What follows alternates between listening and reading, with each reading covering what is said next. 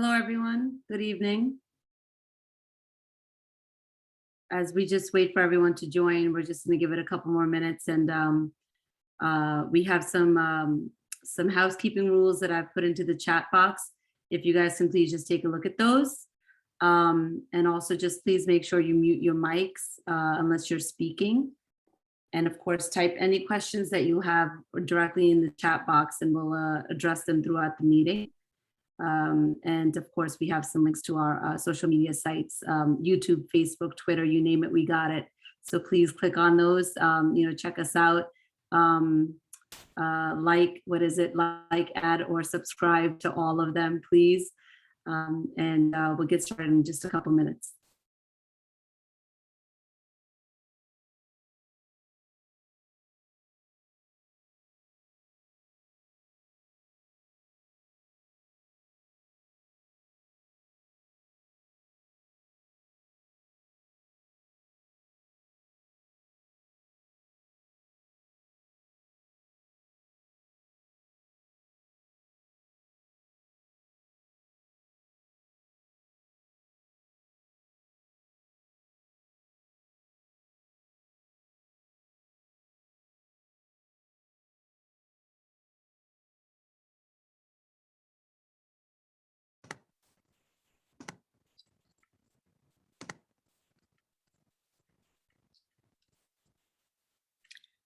Salam and good evening. My name is Dr. Uzma Sayed, and I am the co-founder and president of the Eid Holiday Coalition. On behalf of the coalition, I wanted to welcome you all to our event tonight, where we celebrate another milestone for American Muslims. This time, the newly launched Eid al Fitr clothing line by the American Girl doll. Thank you to American Muslim Today, our media sponsor for tonight's event. 6 years ago, I started on a journey to have Eid holidays recognized in our school district of Syosset with over 20,000 residents. After unanimous approval and the formation of the Eid Holiday Coalition, we have provided resources and tools to empower communities in close to 50 school districts across the United States to achieve the same. Tonight, we are delighted to hear from Yasmina Blackburn, an activist from Illinois, whose perseverance has resulted in another milestone for diversity and inclusion of American Muslims. And now I will turn it over to Farhana Huda, who is the Vice President of the Eid Holiday Coalition, who will give you a brief overview of our work.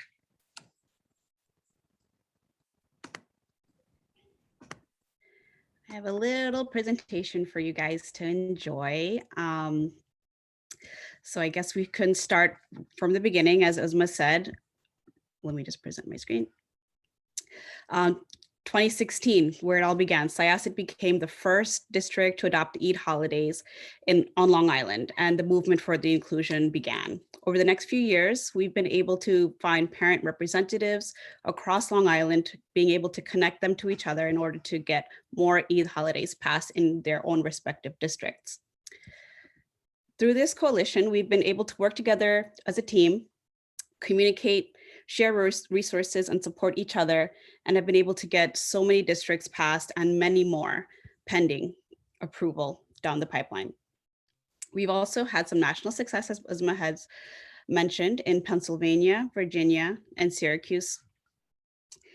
The process begins with education and petitioning. This is an example of what we use to educate our school boards on what our holidays are and how important it is for us to be able to spend them with our families.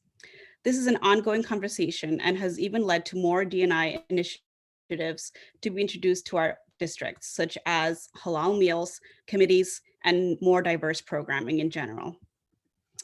We built community power. We didn't just stop at Eid holidays. We were building this coalition, this broad coalition, and we were able to we started this sign-on campaign in order to gain support of our coalition work. We introduced ourselves to different coalitions, and we gained support from over 50 unique organizations and faith centers across Long Island. And we hope that this event will empower and provide more tools for our community to further the inclusion initiatives in your own districts. As we will learn today, it all starts with one voice. Now I'm going to hand it off to Vinal, who will talk a little bit about our last event.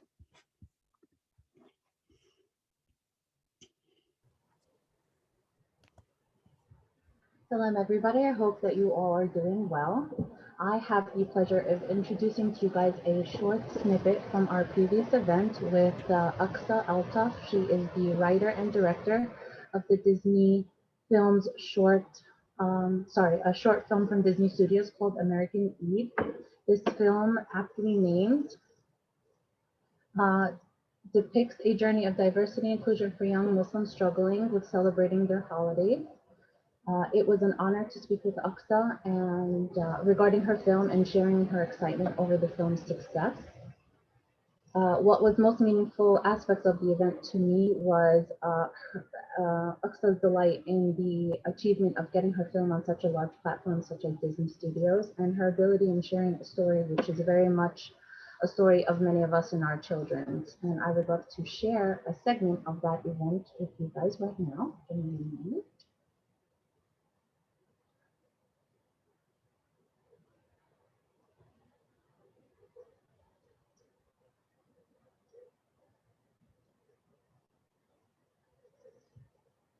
I love the title, American Eid. You know, it's not just Eid in the States, United States, or Amina's Eid, but American Eid. Was it purposeful?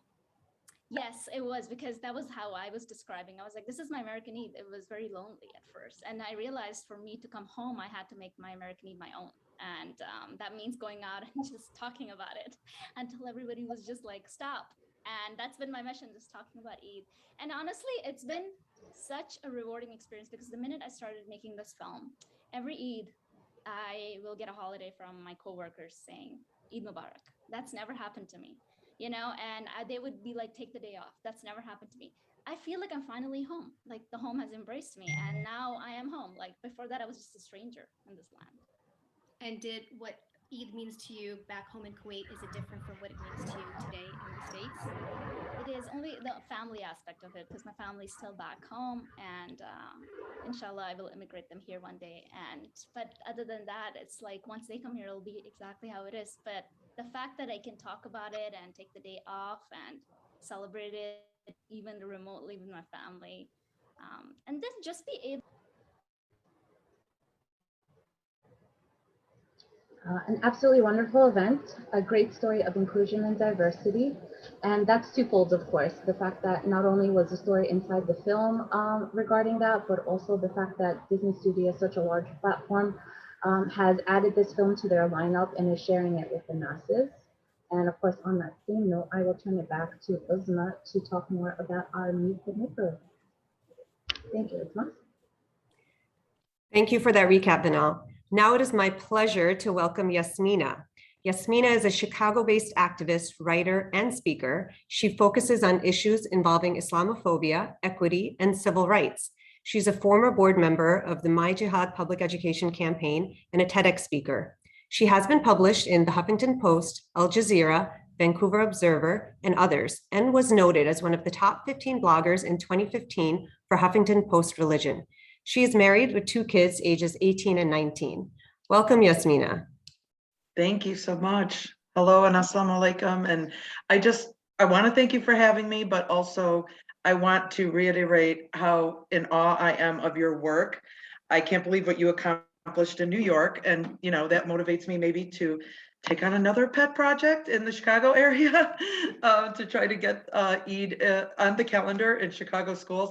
I'm literally in awe of what your organization. We are so grateful to you, and we love hearing this. So you know, we know it takes just one person and a whole community's behind them. So you know, we welcome you and the initiative, and we can't wait to hear about your initiative and give you the tools. So I'm going to invite now Shazia to lead in our discussion tonight, and she'll be the moderator.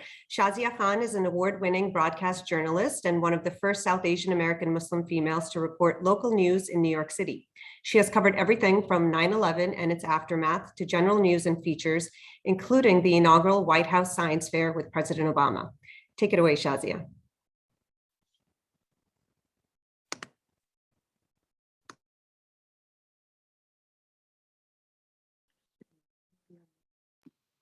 Thank you, Uzma. I had to unmute. And welcome, Yasmina. Congratulations on this historic moment in American culture. Thank you for having me. So you're an activist and a doll collector. How wonderful to have both of these worlds bridge in such a big way. And it all started with a simple why from your then 8-year-old daughter, Aaliyah. Can you take us back to that moment some 12 years ago when Aaliyah wondered, why isn't there a doll that's like me who also celebrates Eid? Yeah, it really goes back to a moment that I had with her where I felt like it was the first time I recognized her feeling invisible. Like she never felt invisible per se.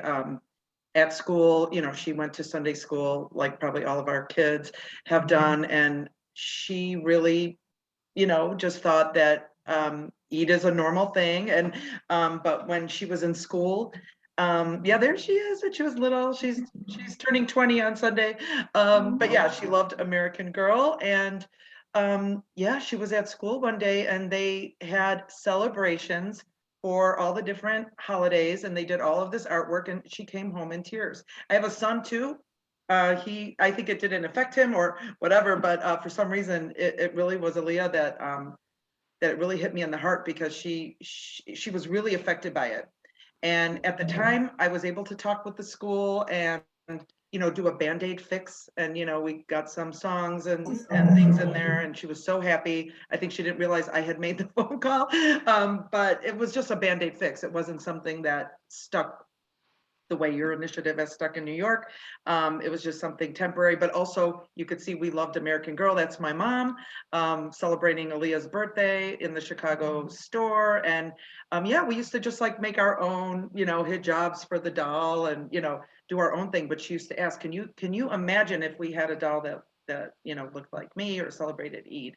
And it got me thinking that having that type of representation from a corporation like Mattel could really make a difference. It could actually trickle down to schools. If kids are seeing dolls that celebrate it and look like their classmates, then perhaps it wouldn't be such a stigma. It might even trigger educators to include it in their curriculum. So Exactly. So you wanted more than a Band-Aid fix, right? And yes. so you decided to write a letter to American Girl doll, and you requested an American Girl Muslim doll be part of their collection. You received a response. This was back in 2009, I think, but it wasn't exactly what you were hoping. What was that response, and what was your reaction?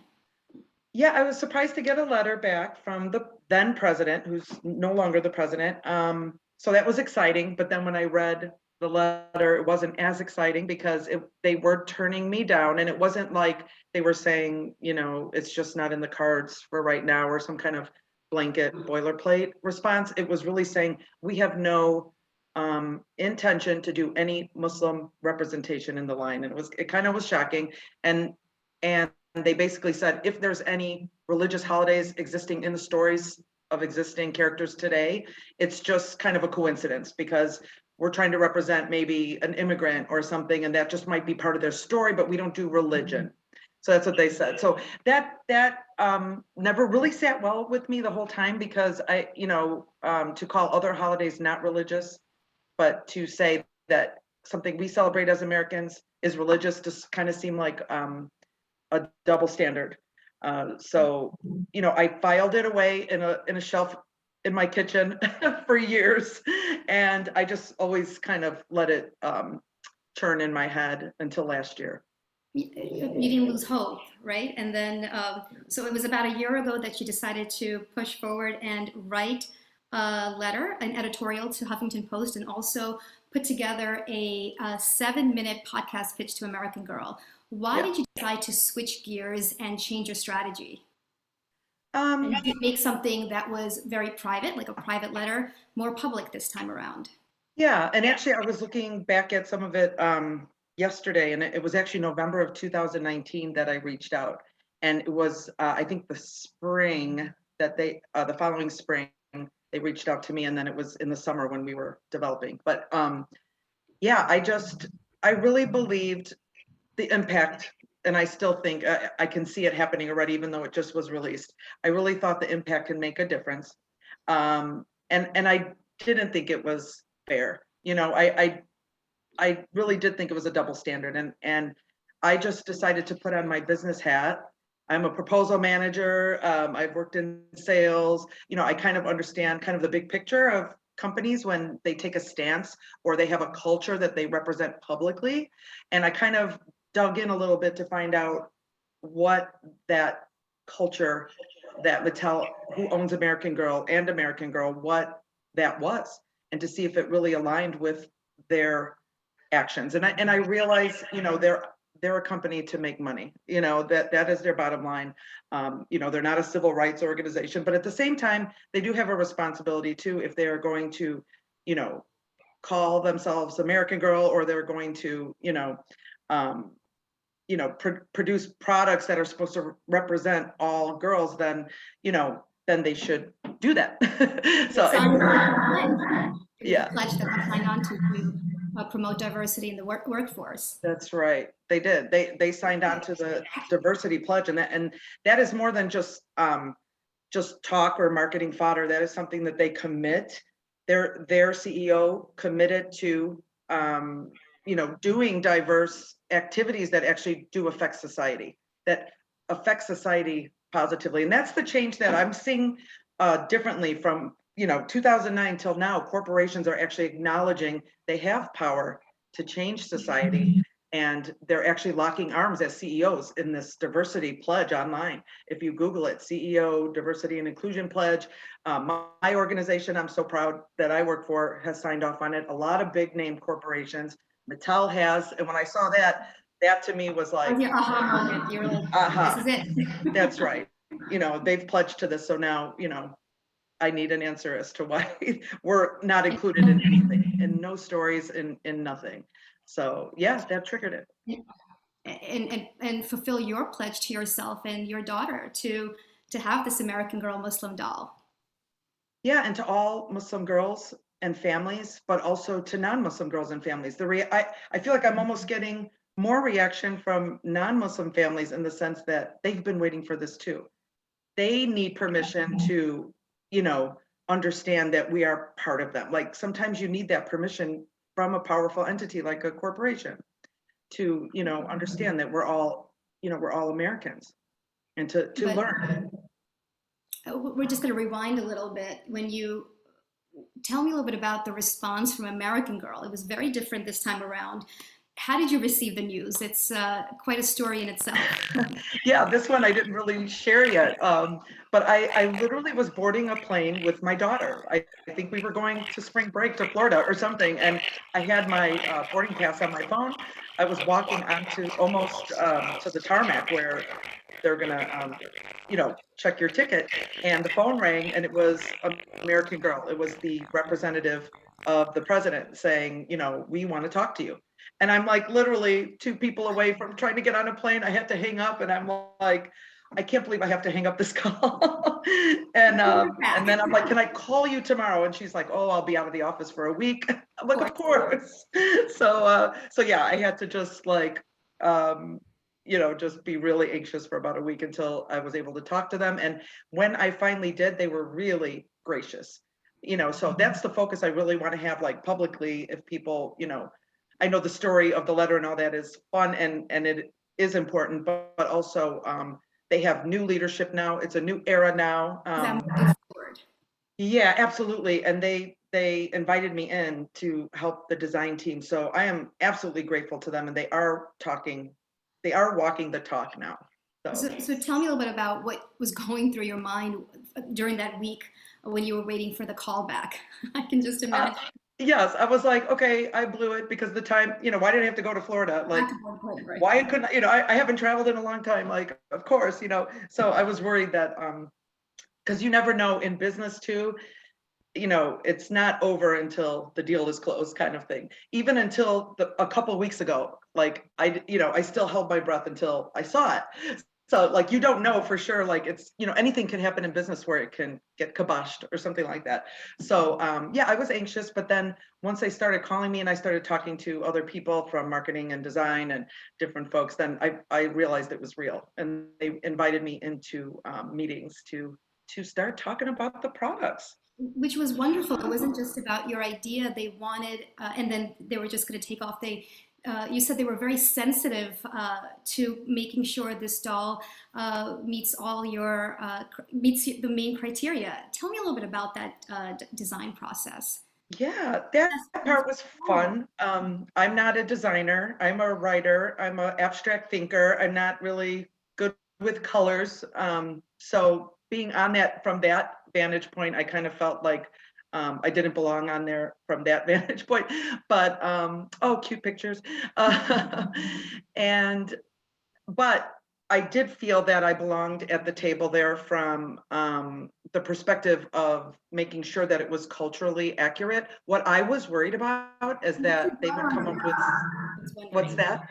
On the picture on the left, the daughter, that's your daughter now. Yes, that's my daughter now. That was a few weeks ago when we went downtown to see the outfit live in the Chicago store. So I'm lucky that I live with the flagships, one of the flagship stores in my city. So I went down there, we bought one of the outfits and we had a fun day downtown. But yeah, that is her now. So, yeah, I was very concerned about making sure that there was not some, Orientalist or depiction or have it look like a costume. Like it's not a costume, it's Eid clothing. And also, for it to be something maybe you can use again, like the dog can use the hijab and put on a pair of jeans and a nice sweater or, whatever. It doesn't have to just be for Eid. So that part was important to me. The other part too was we have all different cultures. Muslims come from every color, from every nationality, which is such a beautiful thing. And even on Eid, it's such a beautiful thing, as we all know, who have gone to, the masjid for Eid prayer or whatever. We see all different culture clothing, whether it's, a thobe or it's a shalwar kameez or it's a, an abaya like this, so there is no, Eid outfit and there is no like American Eid outfit. So that part was a little bit hard. And I felt like this is a lot of pressure on me to get it right for my community, because I don't want someone coming back and saying, you did that wrong. That doesn't represent us. So yeah, I felt comfortable with just suggesting a basic abaya. They actually had a more ornate design. You wanted the bling on the hijab. Tell me a little bit about Yes, those fine yes. details and the envelope with the cash. So many kids across the world, when they celebrate Eid, they receive something called Eid. If you could explain a little bit about that tradition. Yeah, the tradition of receiving dollars or Eid on Eid is just, the kids love that. And I grew up with that. And I was always a tall kid, so I had to stop getting that from adults because they always thought I was older than I was. But my kids love that. And then coming home with a stack of cash. So, I actually asked if they could add that, and they had to go back and check because it adds more money to the budget. I don't know what those numbers were, but they came back and approved it. So that was great. So that was super And fun. this outfit is not a limited edition outfit. This is Yes. here to stay. Yes, it's here to stay. And what they're telling me, inshallah, they're going to redo it each year. So they're going to have a new one. So, maybe it will look like something from the Middle East next time, or maybe it's going to look like something more of an Indo-Pac, or, I don't know. And I don't know if they're going to invite me to do that design, at this point, I don't know. So hopefully, and I don't need to do that. Like, I would love if someone else, took the charge now. Like, that is really the point, is to get the spark. That for me personally, it was like, get the spark, but now I would love to see other people involved with them and to maybe help design future ones. Because again, I'm not a designer, but I was really more focused on just making sure there was some accuracy, some respect, and just, something basic that maybe any of us could wear and could relate to. And it seems like that came across because the reviews are really good. So hopefully we did good. It's just beautiful. And I know our viewers saw the outfits, the other dolls. It's not just Muslim holidays that are being celebrated now. Did you know if this was a result of your work, or was it already in the pipeline? You have dolls celebrating Hanukkah, Diwali, and the Lunar New Year. So beautiful and gorgeous, the colors. Was this something that came about from your activism, or was it something they were thinking about? Yeah, I don't know for sure, but they did always have Christmas, Hanukkah. They had Kwanzaa. Diwali is new, and Eid is new. So when I spoke with them in November, once they reached out to me, they still didn't know what it could be. But then as we started to talk, because I kept saying a doll, And then they said, well, what if we did something more of an outfit? And at that point I was kind of like, okay, you know, I want to take what I can get, you know, I'm at the table. I just wanted to be at the table. So let's talk about this. And actually it's a pretty brilliant idea on their part, actually, because they can create that quicker. A doll would have taken maybe another year. We wouldn't be seeing it till next year. This took just 1 year, which felt like a long time, but it's here now. And also the fact that you can purchase a doll that looks like you. So we don't have to say, why did they make it this way or that way? Well, if you are dark skinned, you go get, they have dark, they have medium, they have light, you know, different color eyes. Or you can, if, yeah, or if the price is not in your, you know, these are pricey dolls. If it's not in your budget, you can go to Target and buy one of those dolls for maybe, I don't know, $30, $35. Walmart, even cheaper. And they have 18-inch dolls, and you could put this outfit, which is $36, but you could put it on any doll. So that really is a benefit in that regard. But people, I'm already seeing in the comments on their website, they're asking, everyone's saying, but we want a doll next. So I hope someone takes the torch and keeps knocking on their door for that. So, and let's touch on you touched on this earlier about the importance of companies as influential as Mattel normalizing diversity. Why is that so important? it's really interesting as I've kind of been doing the research. I mean, we know that American society is becoming more and more diverse. I know it sounds like a cliche that people have been saying that, but it really is happening when you look at the statistics. I don't know what the exact numbers are. I don't have it in front of me, but just in the next 25, 40 years, we are going to look like a totally different country. So that's just a reality. And then companies more, I feel like in the past, it was, I don't want to say it the wrong way, but it was more like ideas and something that they would embrace. But now I feel like it's more action. So I feel, oh, I love this comment. I'm crying tears of happiness. Me too. I did too. Thank you.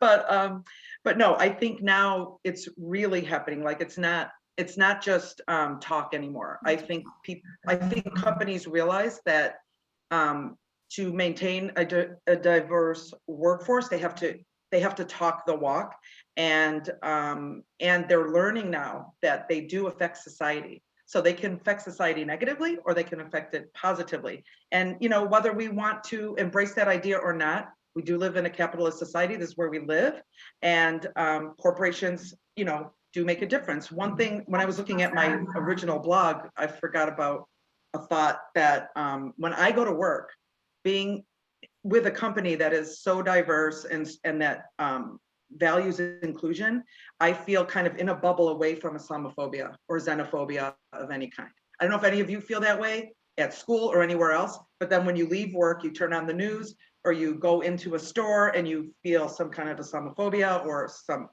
rhetoric, and you're shielded from that at work. So corporations do have a lot of power to, you know, to represent and to model behavior is what I think.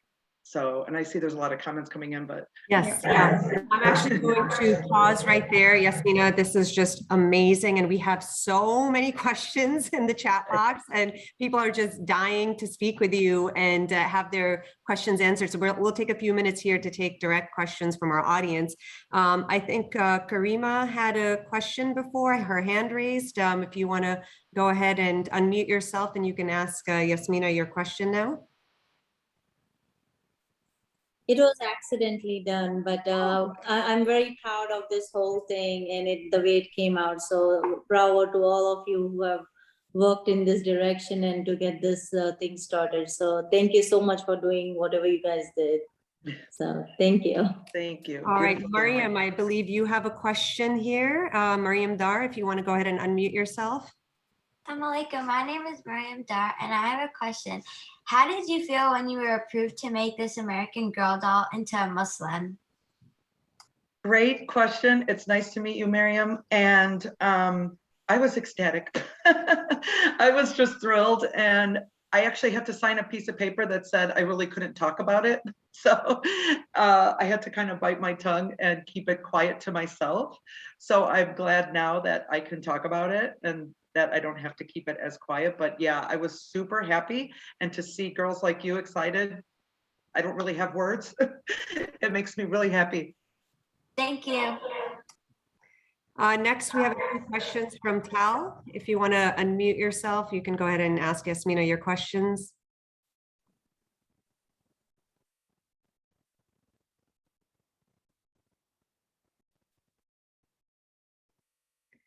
Okay, we will come back to Tal then. Sharmina, did you have a comment here for Yasmina? I think you can share now. I don't know, but I found these results. No, I was just actually talking and explaining to the other people watching about how American Girl dolls can be customized. And that's like one of the best parts of, I guess, having the outfit for now, like she mentioned, that, you know, the girls can get a doll that looks just like them, and then they get the Eid outfit. And it's just, I mean, I'm the one who said that I'm crying tears of joy. Like my daughter is 17 now. So I'll probably do this for her kids or my boys' kids one day.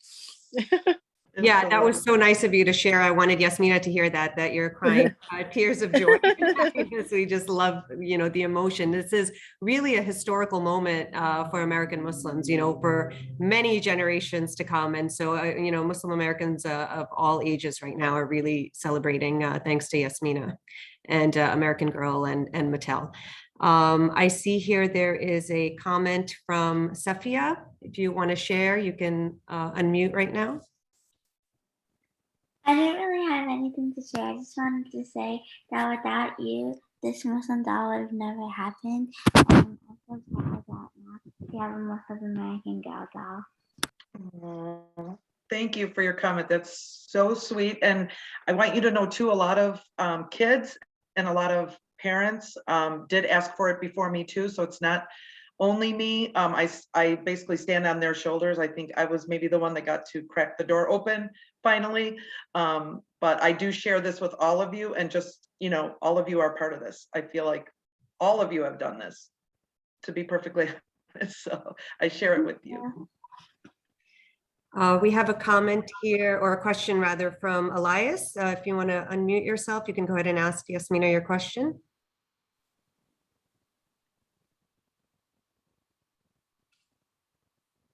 Yes, assalamu alaikum. My name is Aya. Sorry about mistaking the name.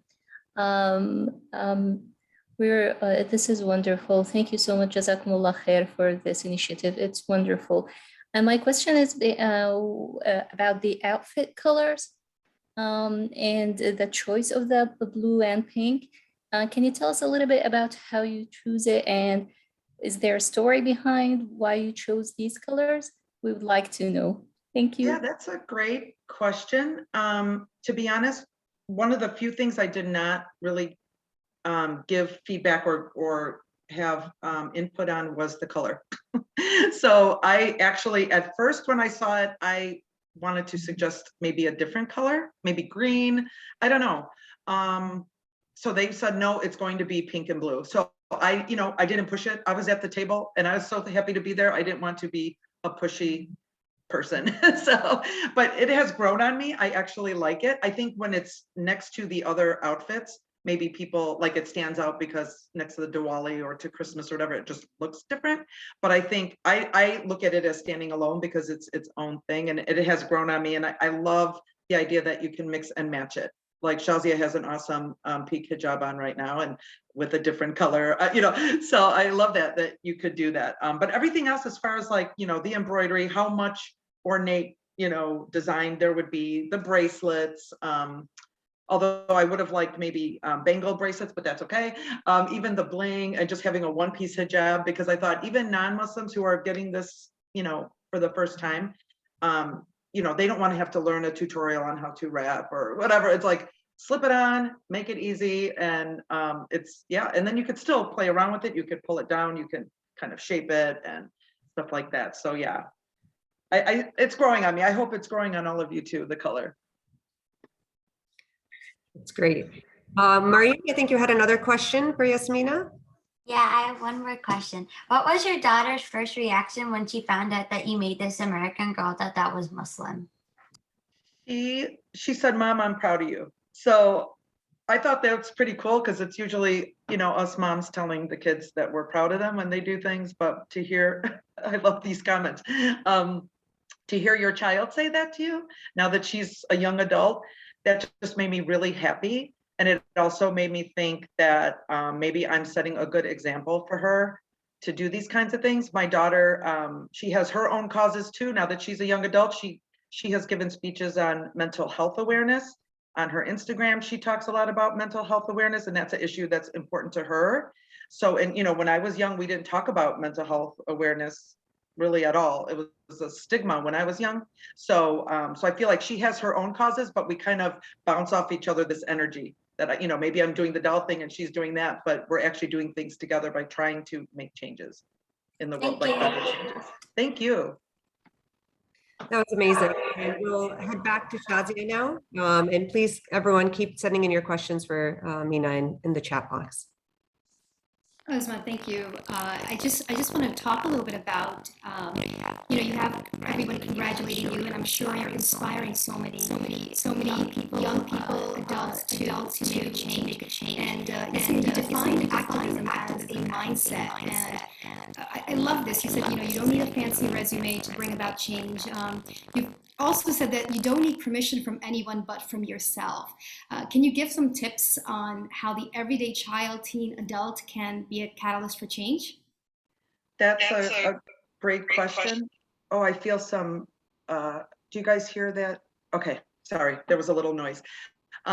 Yeah, for me, you know, I will tell someone that I just meet or if we're talking and they ask about me, I'll say, I'm an activist. I say that very confidently and I just kind of say that. But as I was thinking about it, you know, I want to explain that a little bit because, you know, no one hired me to be an activist except for God. You know, I don't need a resume to do that. I don't even need to show anything that I've done in the past, to be honest. It's a mindset. And I think, you know, I know we have Muslims, non-Muslims, all different people possibly on this call, but, you know, speaking from a Muslim perspective, you know, being active and trying to make the world better is part of our faith. So, you know, we are activists. We're supposed to be. It just means that you have a mindset to make a change. And by understanding that you don't need a resume, you don't need permission from anyone, that should empower you to do whatever it is that you want to change. For me, right now, it was this doll thing. For, you know, you have to look in your world, in your hobbies, in your school, in your work. What is it that is really hitting you in the heart that you want to change? And just do it. Do what you have to do. If you can't speak and it's uncomfortable for you, that's okay. You can write letters. You can get people on a team with you. I kind of did this by myself, but I've worked in activism with other people, and you just let people do their skills that they're more comfortable with. So maybe someone is in the front speaking and you're doing other things. So. And you would perhaps recommend different strategies for different causes. So, for example, a petition for a government grievance, as opposed to, I mean, you wouldn't necessarily recommend a petition for to reach out to a company. Can you talk a little bit about the strategy that you would recommend? Yes. Yes. So, you know, like I said, yeah. So people before me, you know, have wanted this. I'm not the first person that asked Mattel for this. But I've seen in the past, and I don't want to knock anyone's efforts because everyone's efforts are typically, you know, authentic and it's from their heart. But I've seen some, you know, create a petition, you know, sign this and, you know, demand that this company, you know, make this change. And that's not really the best way to forge a business relationship, is like, you know, asking for that. And plus we do have to remember they are a for-profit business. They don't have to answer to us. They can make their own choices. I know they've made the right choice and it's going to be good for their bottom line, but at the same time, you have to, if you're approaching a business, then you know, use some business thought. If you're approaching the government, then maybe, you know, a petition is appropriate for what you're trying to do, or, you know, so just use that kind of thought, and also try to get past, like, you know, you have to negotiate, like the color, you know, maybe I didn't like the color, but, or whatever, I do like it, but I'm saying maybe that's not what I would have chosen. You know, you have to take what you can get, you have to negotiate, you know, you can't come in and say, well, I want it to just be like my family. You know, you have to be open-minded, and little steps create big steps. So, you know, take the little steps and build those relationships so other people can stand on your shoulders and do something else. I love that. Little steps big steps. And Yasmina, like you said, you weren't the only one to write letters. I actually like to now turn to Selma. She's a high school student who also reached out to American Girl. Welcome, Selma. Hi, everyone. Happy to be here. So you're currently in 11th grade? I'm in 12th grade. I'm a senior. But when you were a young girl in 3rd grade, you too wondered why. Why isn't there a doll like me? And you decided to write a letter. Can you please share that letter with us? Right. So, unfortunately, I don't actually have the original letter that I sent to them. I had handwritten it, hand drawn everything, and I sent it off to them. And obviously, I didn't get that back. I wish I had photocopied it or something. But the gist of it was I had proposed a character for Girl of the Year. Her name was Aisha Walid, and she was Muslim, and I pretty much she was kind of like a self-insert, you know, like I drew her to look like me. I wrote her story similar to mine, and basically I just wanted like a Muslim character. Most American Girl dolls are in 4th grade, so I didn't draw her wearing the hijab. I just wanted in her story to be that she was Muslim, you know, just have a Muslim character. And yeah, that was the gist of it. I just explained my little story that I had for her. I sent them my drawings of her and incorporated the fact that she was Muslim, but still gave her like, you know, a story that wasn't driven by the fact that she was Muslim, because although representation is so wonderful and beautiful, integration and making sure that a character or a story isn't solely based on like tokenism is also really important. So that was something I wanted, just a character who happened to be Muslim that we could relate to, we could see ourselves in. And yeah, that's was it. And what is your reaction now to this Eid outfit? I am absolutely delighted. That is something that I would have been so happy to see when I was a kid. I remember like Yasmina said, I'm so grateful for Yasmina. Like Yasmina said, one of the great things about American Girl doll is customization. I remember being that age and just looking through their website, looking through the My American Girl. I don't know if they still have it now, but at that time they had this little feature where you could put in like your facial features and try to pick the ones that looked most like you. And I would just keep searching for the dolls that looked like me. I remember going to my friend's house and we would sew little hijabi outfits for our dolls so that we could carry them around and have them look like us. And I love that you mentioned the Yasmina, that you had designed it to be like a little one piece, because I feel like so many little girls, like when they're practicing wearing hijab, they actually wear the one piece. I know I did.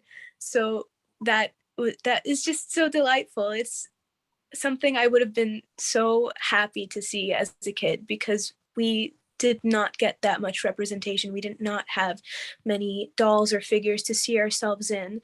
And, you know, I'm so happy that a bunch of girls will have that. For writing that letter, thank you for your contribution. I'm sure all those letters make an impact. Absolutely. Yeah. And I'm sure Yasmina and I are not the only ones. I'm sure there have been many, and I'm glad that something happened. So again, I'm very grateful. All right. Thank you so much, Selma. We also have Nargis Nusrati with us. Nargis is a community leader, a designer, and a hijab stylist, and a managing director of a med spa on Long Island. And Nargis, you're also a mom who contacted to create a Muslim American Girl doll. Tell me a little bit about that. Oh, there it is. Assalamu alaikum. We love the American Girl doll. Thank you so much, Shazia and Dr. Uzma Saeed and Farhana for reaching out and organizing the E-Coalition and doing everything that you do. Sister Yasmina, we are so, so proud of you. And it really is, you know, amazing. And I want to say that I don't know if you all know, but Sister Amina Asilmi was the one who initiated the Eid stamp. And she was one of my mentors and role models for many, many years. God bless her soul. And her soul is definitely with us in excitement for this achievement. And very, very proud of you. MashaAllah. And Tell me what we're looking at here. oh, we're looking at the American Girl doll. This was Sakina's American Girl doll. Oh, you mean the picture? With the picture up on the thing, on the screen. So in 2016, my daughter right now is 10. And in 2016, my daughter was 5 years old. And we went, she wanted an American Girl doll. So we made the adventure into the city. It was exciting and can't, you know, just still feel those feelings to go purchase her own American Girl doll. And then, like any other girl, wanted the one that looked like her and that was closest to her little baby. And that was the most exciting part, you know, getting all the accessories. However, there were no scarves or anything like a hijab or even leggings to pair up with the little dress. So as soon as we came home, that was a little damper for us, that a little disappointing that there wasn't much options in being able to accessorize to modest, you know, to make it a bit more modest. And I can speak not only for the Muslim community, but other communities of different backgrounds and faiths that have similar morals and values of modest wear. So definitely it is something that is appreciated not only from the Muslim community, but also hopefully from other, you know, communities who wish to have not only the tight and the fitted clothing. So what we did was I came home and I asked my mom, can we create some leggings for the American Girl doll with a matching hijab, possibly for Sakina's doll and for Sakina? And so this is Sakina holding, you know, wearing the white dress and matching hijab for her and her American Girl doll, and then the other one as well. Well, thank you so much for sharing your story, Nargis. And thank you, Yasmina. We're actually going to pass the mic to Farhana now. Before we head to Farhana, just really quickly, we have a few more questions we're going to try to get through. I know there are so many questions coming in, but please, if we do not get to your questions, please do email us. We've shared our contact and we will send over your questions to Yasmina and hopefully get responses for you. I believe Sarah has some questions for Yasmina. Assalamu alaikum. Thank you so much for joining us tonight. And you've been amazing and you're quite like a trailblazer. I mean, you know, what you said was correct where, you know, you're kind of, we're the spot that kind of opened the door for everybody else. But what's your next, you know, are you looking at something in the future or what's your next kind of project? I mean, I'm sure that this was kind of like, yay, kudos, like I did it. And, you know, come on, we need to see like more from like, what are you thinking about next? Like what's your next project going to be, do you think? That's a really good question. I do want to do some personal projects like writing. I do have a book idea that I've been wanting to do, and I hate to talk about it because they always say when you talk about it, then it doesn't end up happening. So I feel like this has been very public. I've had to do interviews and all this kind of thing. And even though I'm an extroverted person, it is a little draining doing the different interviews, but it's exciting and it's a blessing. But if I take on the next project that's a little more, where I'm more alone and maybe doing writing, it might be a little more calming, but I feel like I'm hoping that this inspires people. So my door is always open if they need help to spark something. And if I could help with that, I want to. So I really am hoping that I am passing a baton, like, was it Salma? Who was the senior that talked about, I loved her idea about having the Muslim character, but it wasn't overtly about that. I love that. And if you feel like continuing to try to get that, go for it. You know, I tried twice and maybe that will come through. So, or anything else in your life that, you know, that where we're underrepresented or, you know, or unrepresented, you know, do it, just go for it. And if I could help, you know, I will. So I guess, I don't know if that answers, but that's pretty much my thoughts for right now. Thank you. Thank you for joining us. Great. And Yasmina, we know you're also going to lead the Eid holiday initiative in Chicago, right? That's going to be your next project. Or at least I'll find a good team to join me in that. And, you know, I could be in the background maybe. But yeah, no, I love that. And I think I'm just in awe that you did that.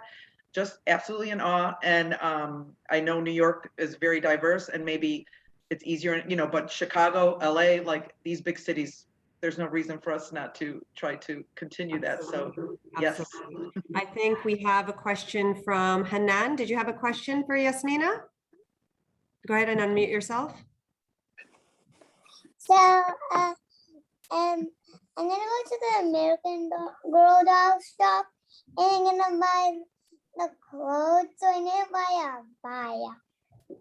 You're gonna buy my American Girl doll right here. Oh. So you're gonna go to the store and you're gonna buy the new Eid outfit? Mm-hmm. Yay! That sounds like really a lot of fun. Do you have a store near you? Thank you. See, you live in Chicago. I live in Oh, you're in Chicago. Yay! So you're my neighbor. So I hope you can go to the store. The Chicago store is so fun, and I hope you can go pick out your Eid outfit for your doll. It's very exciting. Say thank you. Thank you. Thank you. We will have time for just 2 more questions. Vinal will take your question, and then Sadia will take your question after that. My question is a bit vain. I wanted to know if, I know that you said that you possibly were in the works of meeting with the team about additional outfits or making a doll. Is that something that anybody could help you with? And, you know, and do you need ideas, or if there are people that we can contact?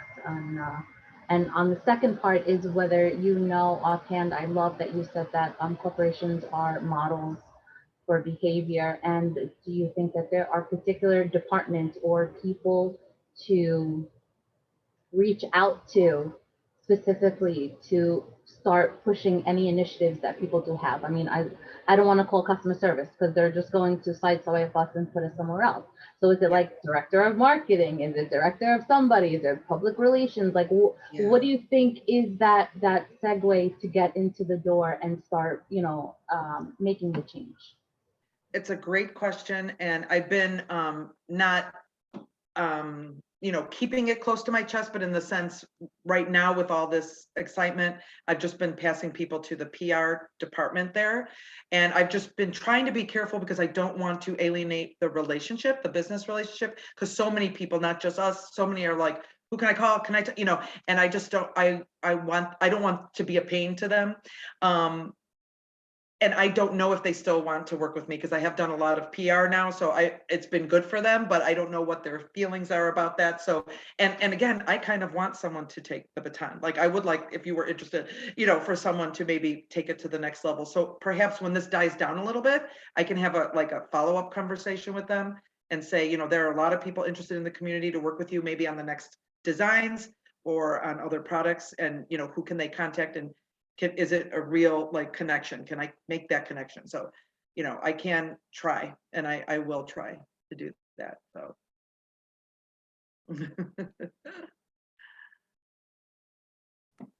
Perfect. Thank you so much.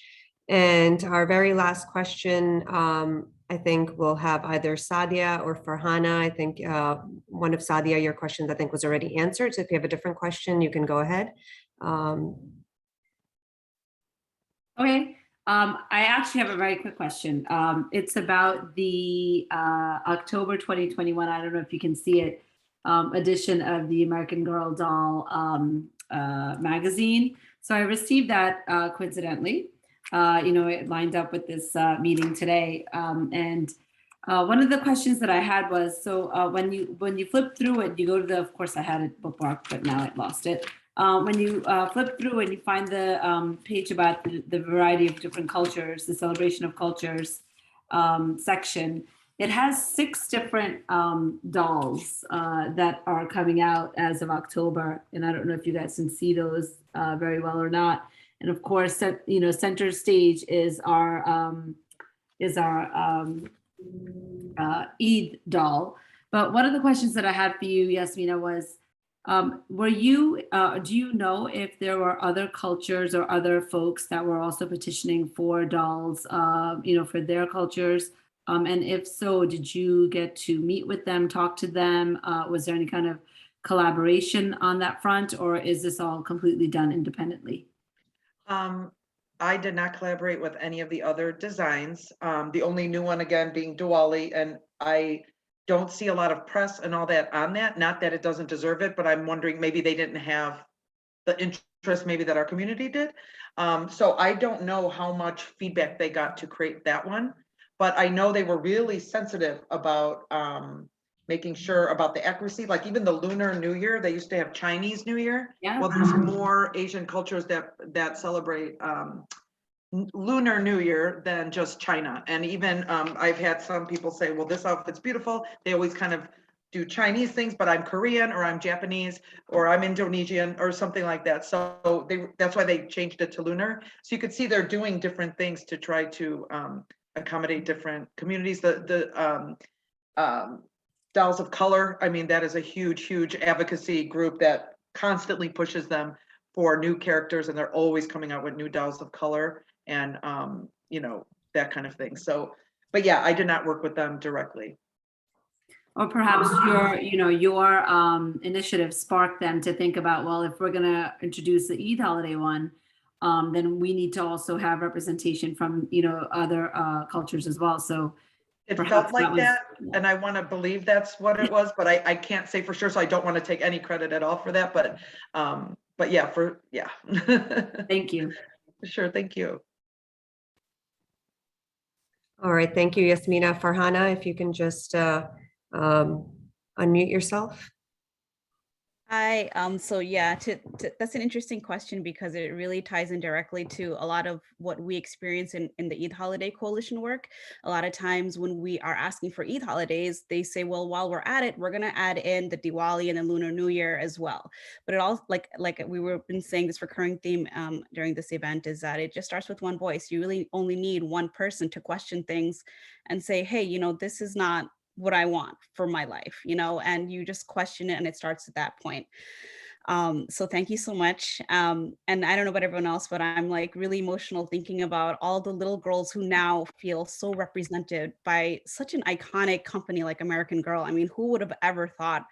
I would have never thought. So just that thought really brings up a lot of emotions for me personally.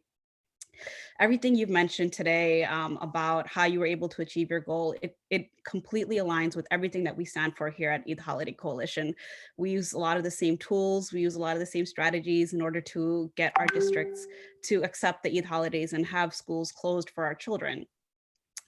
But now, we must ask ourselves, how can we continue the momentum, not only on this issue, but for anything we might encounter in our own backyards. It could really literally be anything, any type of instance of bias or racism in general, Islamophobia. How can we keep this going? Well, the answer is, we can all each do our own part in our own small way and collectively improve our communities, making them more welcoming to everyone, just like you did, Yasmina. So to help this specific cause move forward, I mean, maybe we can ask Mattel to create a permanent Muslim American doll, just like Salma had suggested many, many years ago. Her Muslim character was such a fantastic idea, and I am sure she's not alone. We can keep on pushing. We know that this is possible. Like, it wasn't in our realm of understanding before, but now we know, since you opened the doorway for us, that this can happen. Just for example, during the course of planning this event, we believe that this outfit turned from a limited edition to a permanent offering as a result of your persistence. So definitely possible. We just have to keep on pushing for the changes that we want to see. Maybe we can ask American Girl for more outfit selections, ones that reflect the vibrant and diverse backgrounds that make up the fabric, pun intended, of the Muslim identity in America. We shouldn't just be complacent and say, hey, we got an outfit, and I think we can do better. We should always do better and never give up. And I hope that's the message everyone takes, and I hope everyone is inspired by everything that we learned from you. And I will now hand it over to Uzma for some closing remarks. Thank you so much, Farhana. And with that, I would like to thank Yasmina for graciously joining us tonight and being a change maker that brought us this wonderful and historic moment from Mattel and from the American Girl doll. The more people that learn about American Muslims and our traditions, the easier it will be for us to advocate for our holidays. By having a mainstream Eid al Fitr American Girl doll, which millions of girls across America can have access to, have exposure to, it will really enable families to have these conversations about people of different faiths and traditions that they have. We all share a mutual goal of empowering our communities in order to enable meaningful change towards diversity and inclusion. So with the effective communication strategies that you've heard tonight from Yasmina, the relationship building and all the approaches that she's highlighted, you too can make a difference in your community. I want to thank you all for being here, for all the community building work that you are all doing for our children and for our Ummah. Please reach out via email or social media if you would like to start the process of your district getting Eid holiday approved, and the Eid Holiday Coalition is here to guide you. Salam and have a good night. Assalamu alaikum. Thank you. Thanks, everyone. Assalamualaikum. Thank you. Assalamualaikum. Thank you. Alaikum, Jazakallah khairan. Thank you so much. Thank you. Assalamualaikum.